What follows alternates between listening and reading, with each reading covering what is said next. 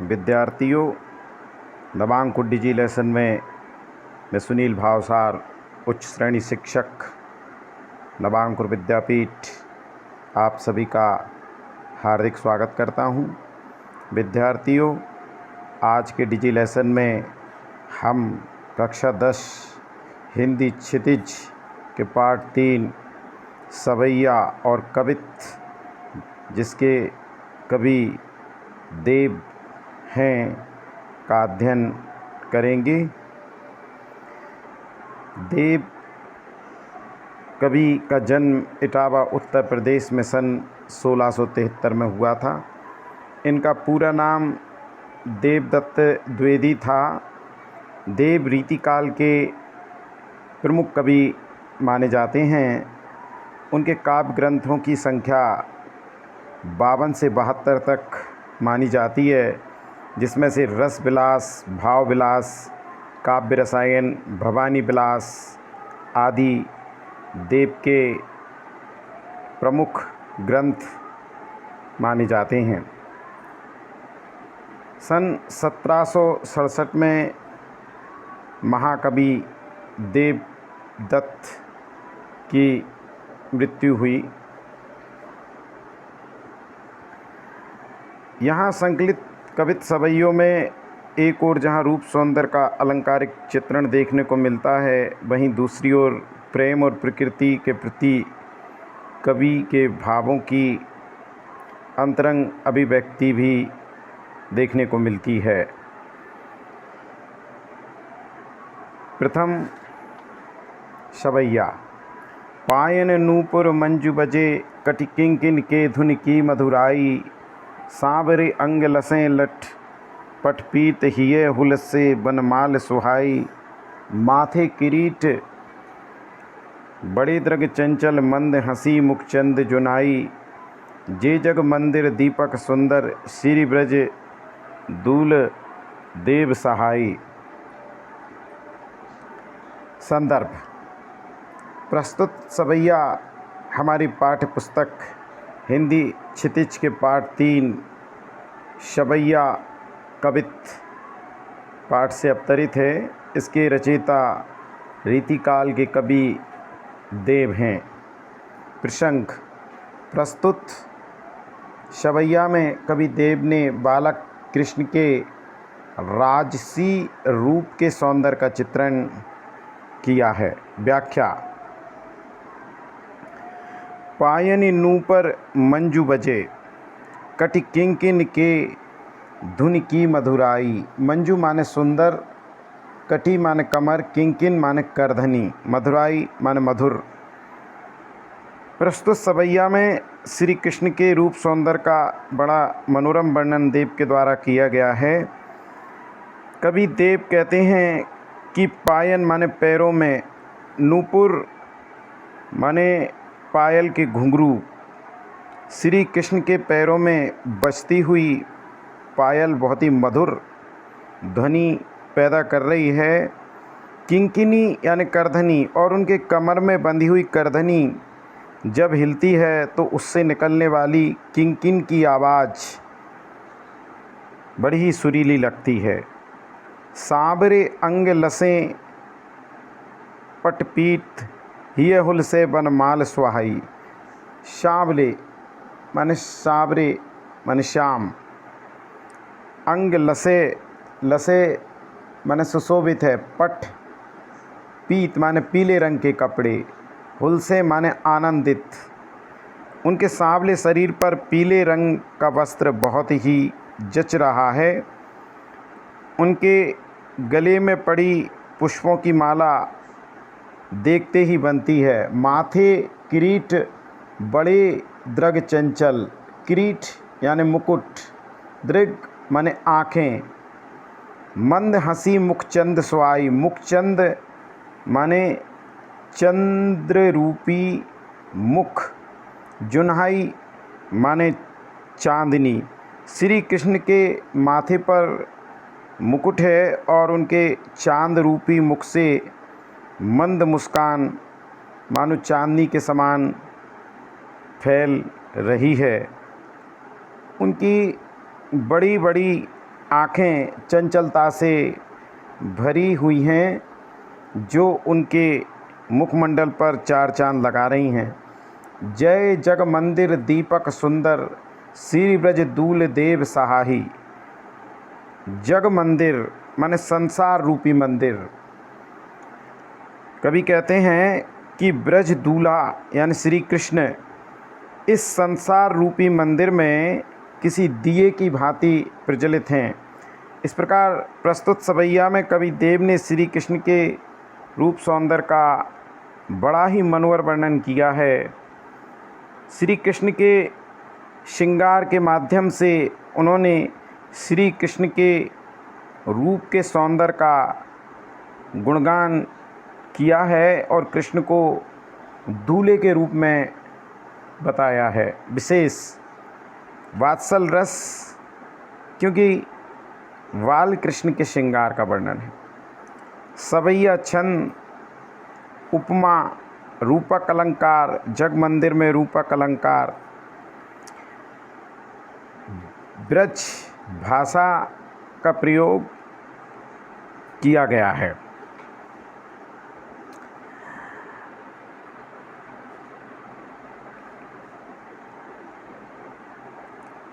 कवित number 2 पर।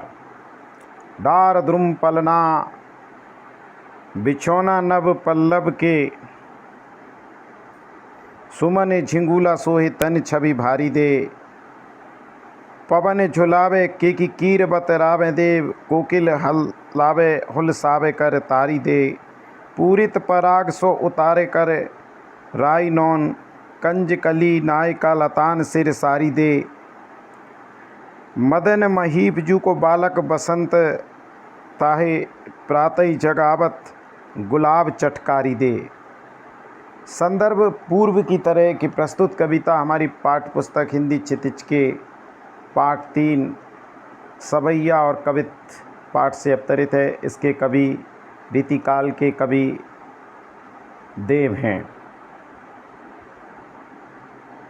प्रसंग। प्रस्तुत कवित्व में कवि ने वसंत को एक नव शिशु के रूप में दिखाया है। उनके अनुसार डार द्रुम पलना बिछौना नभ पल्लव के, यानी पेड़ों की डालियाँ वसंत रूपी शिशु के लिए पालने का काम कर रही हैं और वृक्ष की पत्तियाँ पालने में बिछौने की तरह बिछी हुई हैं। द्रुम यानी पेड़, बिछौना माने बिस्तर, पल्लव माने पत्ता। पेड़ की डालियाँ शिशु के लिए पालने का काम कर रही हैं। ये शिशु है वसंत रूपी शिशु, और वृक्ष की पत्तियाँ पालने में बिछौना यानी बिस्तर की तरह बिछी हुई हैं। सुमन झिंगूला सोहे तन छवि भारी दे। सुमन माने फूलों का, झिंगूला माने झबला, फूलों से लदे हुए गुच्छे जो पेड़ की डालियों पर फूलों से लदे हुए हैं, वे फूलों से लदे हुए गुच्छे बालक के लिए एक ढीले ढाले वस्त्र के रूप में प्रतीत हो रहे हैं। पवन झुलावे, पवन यानी हवा, केकी कीर, केकी यानी मोर, कीर माने तोता, बतरावे देव, कोकिल हलावे झुलसावे कर तारी दे। पवन झुलावे, उस बसंत रूपी बालक के पालने को पवन बीच बीच में आकर झुला रही है। तोता एवं मैना उससे बातें करते हुए उसे हंसा रहे हैं, अर्थात उसका दिल बहला रहे हैं। कोकिल हलावे हुलसावे कर तारी दे, कोयल भी आकर बसंत रूपी शिशु से बातें करती है तथा तालियां बजा बजा कर उसे प्रसन्न करने की कोशिश कर रही है। पूरित पराग सो उतारे कर राई नौन, कंज कली नाय का लतान सिर सारी दे। राई नौन माने राई और नमक से जब छोटे बच्चों को नज़र लग जाती है तो घर की बड़ी बूढ़ी स्त्रियां उनके सिर पर राई और नौन घुमाकर उसे आग में जला देती हैं, जिससे कि उनकी बुरी नज़र उतर जाती है। कंजकली यानी कमल की कलियां।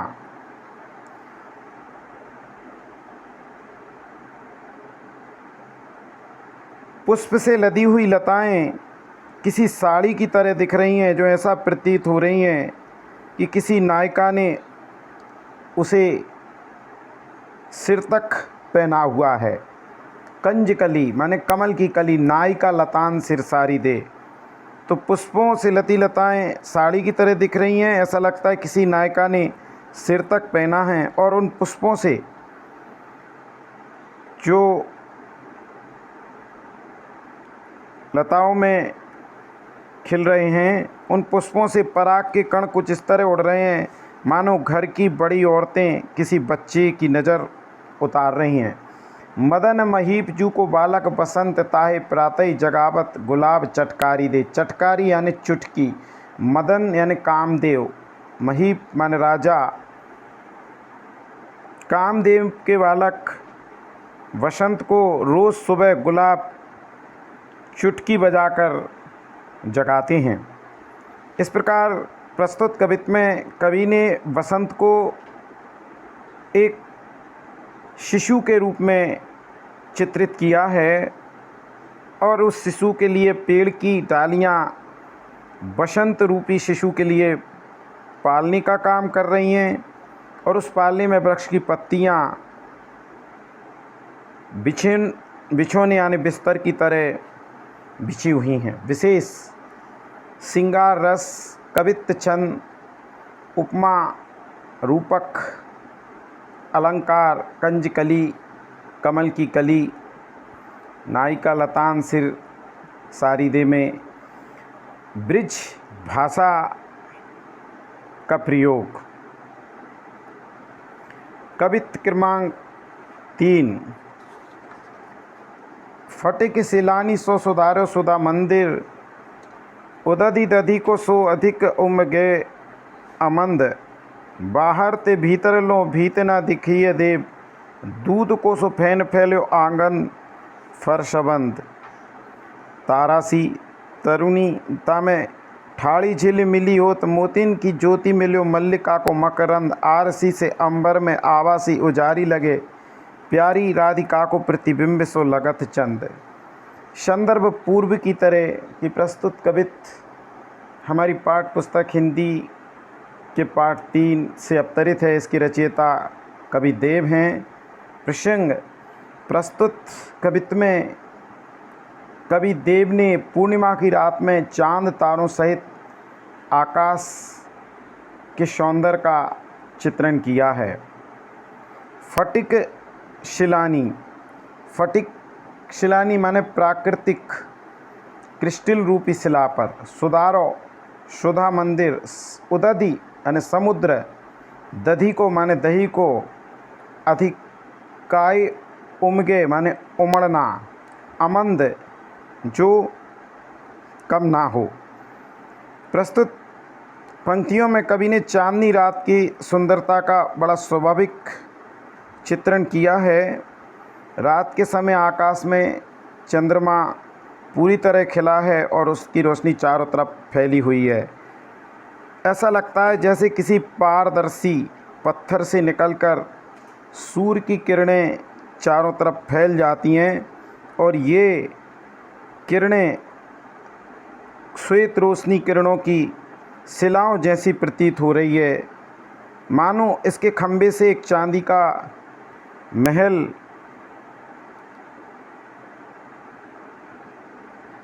बना हुआ हो। आकाश में चांद की रोशनी इस तरह फैली हुई है मानो दही का समुद्र तेजी से अपने उफान पर हो।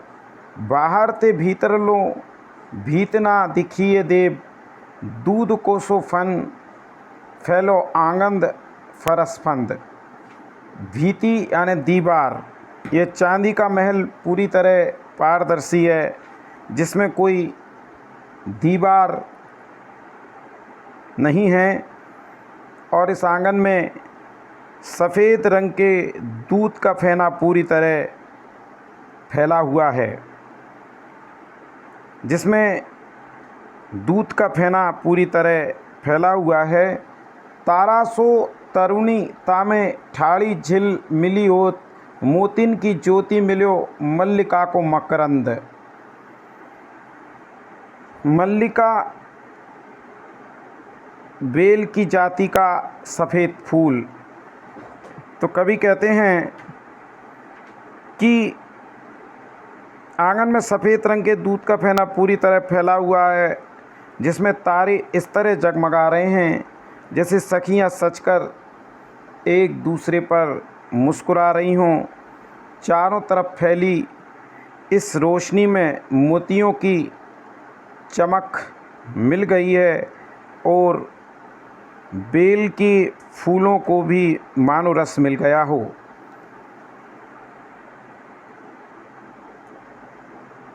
आरसी से अंबर में आभासी उजारी लगे, आरसी यानी आईना, प्यारी राधिका को प्रतिबिंब सो लगत चंद।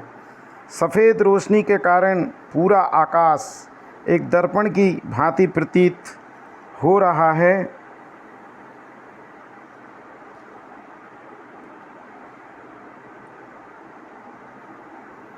सफ़ेद रोशनी के कारण पूरा आकाश एक दर्पण की तरह प्रतीत हो रहा है, जिसके मध्य में चांद इस तरह जगमगा रहा है मानो सज धज कर राधा अपनी सखियों के बीच खड़ी है। तो इस प्रकार प्रस्तुत पंक्तियों में कवि ने चांदनी रात की सुंदरता का वर्णन बड़े स्वाभाविक रूप से किया है। रात के समय आकाश में चंद्रमा पूरी तरह खिला हुआ है और उसकी रोशनी चारों तरफ ऐसी फैली है जैसे किसी पारदर्शी पत्थर से निकलकर सूर्य की किरणें चारों तरफ फैल जाती हैं और ये सूर्य की श्वेत रश्मियाँ रोशनी की शिलाओं की जैसी प्रतीत हो रही हैं। तो विशेष श्रृंगार रस, कवित्व, छंद, ब्रिज भाषा, वर्णनात्मक शैली। आज के डिजी लेसन में हमने पाठ 3 शवैया कवित्व की व्याख्या पढ़ी। अगले डिजी लेसन में हम इस पाठ के प्रश्नोत्तरों का अध्ययन करेंगे। मैं सुनील भावसार आप सभी को धन्यवाद देता हूँ और आपसे विदा लेता हूँ।